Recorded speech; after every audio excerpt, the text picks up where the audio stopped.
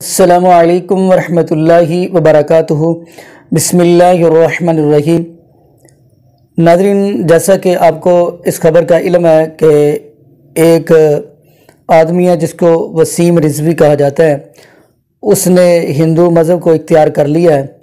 اور ناظرین، اس نے کیسی گھٹیا بھی باتیں کی ہیں، جیسا کہ آپ کو پتہ ہے اذان کی بھی اس نے توہین کی ہے۔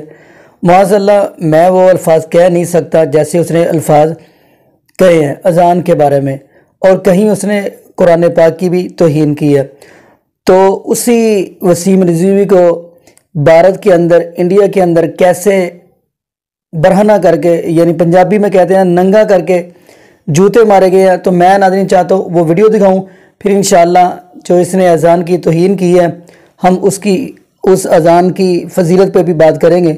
تو چلے ناظرین، اس بدبخت کی آپ وہ ویڈیو دیکھ لیں۔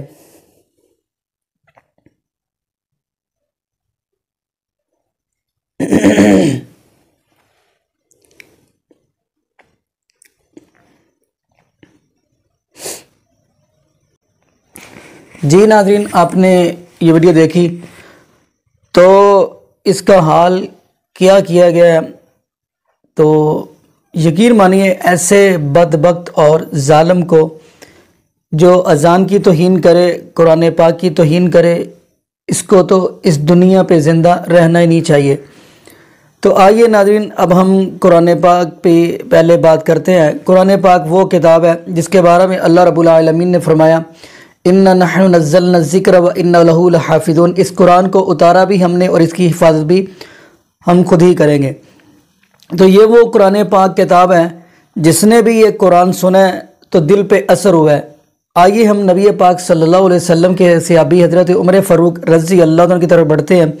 انہوں نے قرآن سنا، جیسا کہ آپ کو پتہ ہے کہ ایک وقت تھا وہ نبی پاک صلی اللہ علیہ وسلم کے مخالف تھے، دشمن تھے۔ جب انہوں نے قرآن سنا، اپنی بہن سے سورۃ طٰہٰ کی تلاوت سنی ہے تو دل پہ اثر کیا ہے۔ تو حضرت عمر فاروق رضی اللہ تعالی عنہ اب نبی پاک صلی اللہ علیہ وسلم کے پہرے دار بن گئے، یعنی نبی پاک صلی اللہ علیہ وسلم کے غلام بن گئے، صحابی بن گئے۔ اس وسیم رضوی نے بدبخت نے اس قرآن کی بھی توہین کی ہے، اس کے بعد اس نے اذان کی بھی توہین کی ہے۔ تو آئیے ہم اذان پہ بھی بات کر لیتے ہیں۔ تو اذان کی فضیلت کیا ہے؟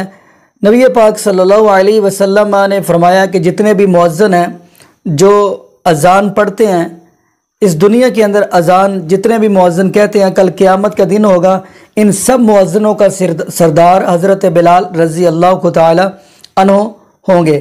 تو ناظرین دیکھیے، میں آپ کے سامنے تو آئیے ناظرین آپ کے سامنے سنن ابو داؤد کی حدیث پڑھتے ہیں۔ نبی پاک صلی اللہ علیہ وسلم کے صحابہ تشریف فرما ہے۔ تو نبی پاک صلی اللہ علیہ وسلم فرماتے ہیں، میرے صحابہ، اب نمازیوں کو اکٹھا کرنے کے لیے کیا کیا جائے؟ تو ہر صحابی اپنا اپنا بتا رہا ہے۔ کوئی صحابی کہہ رہا ہے کہ ہم ناقوس یعنی باجا وغیرہ بجا دیں، جیسے یہودی بجاتے ہیں۔ تو نبی پاک صلی اللہ علیہ وسلم فرماتے ہیں کہ ہم اس کی مشابہت ان کی اختیار نہیں کرنا چاہتے۔ اور کچھ صحابی نے کہا کہ ہم بھی اونچی جگہ پہ آگ جلا دیا کریں۔ تو نبی پاک صلی اللہ علیہ وسلم نے فرمایا ہم مجوسیوں کی بھی مشابہت اختیار نہیں کریں گے۔ تو پھر ایسے ہی صحابہ اپنے اپنے گھر کو چلے گئے، لیکن ایک صحابی تھا، اس کا نام تھا عبداللہ بن زید عبد ربی رضی اللہ تعالی عنہ۔ وہ مسجد نبوی کے اندر ہی لیٹ گئے، وہاں پہ ہی سو گئے۔ تو عبداللہ بن زید عبد ربی کے خواب کے اندر ایک آنے والا ہے، وہ ناقوس بیچ رہا ہے، یعنی باجا وغیرہ بیچ رہا ہے۔ تو اس صحابی خواب کے اندر کہنے لگا آپ کیا یہ بیچیں گے؟ وہ کہنے لگا ہاں ہاں میں بیچ لوں گا، بیچنے کے لیے آیا ہوں۔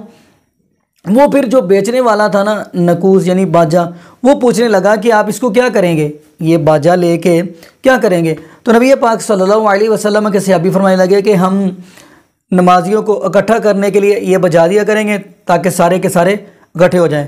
تو وہ آگے سے کیا کہنے لگا میں اس سے اچھا عمل نہ بتا دوں، اس سے اچھا کام نہ بتا دوں؟ تو صحابی اپنی خواب کے اندر ہی پوچھ رہے ہیں ہاں جی جی بتائیں۔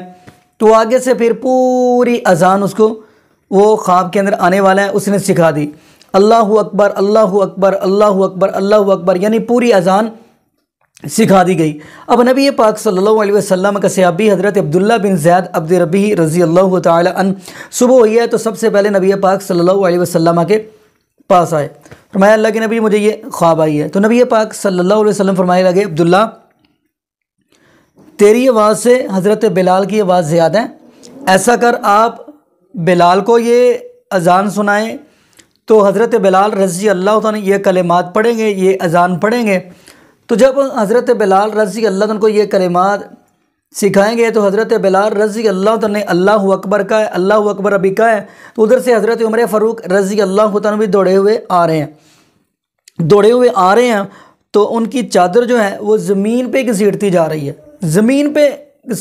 رہی ہے، تو جلدی سے آگے کہنے لگے اللہ کے نبی جی یہ جو حضرت بلال رضی اللہ تعالی عنہ اذان پڑھ رہے ہیں یہ خواب مجھے بھی آئی ہے، یعنی حضرت عمر فاروق رضی اللہ عنہ فرماتے ہیں یہ خواب مجھے بھی آئی ہے۔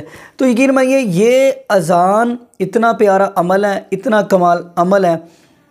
تو نبی پاک صلی اللہ علیہ وسلم فرماتے ہیں جتنے بھی مؤذن ہیں وہ کل قیامت کے دن حضرت بلال رضی اللہ عنہ کے پیچھے ہوں گے۔ تو ناظرین دعا کریے گا اللہ پاک ہمیں زندہ رکھے تو اسلام پہ، موت دے تو ایمان پہ۔ جزاکم اللہ خیرا، احسن الجزا۔ السلام علیکم ورحمۃ اللہ وبرکاتہ۔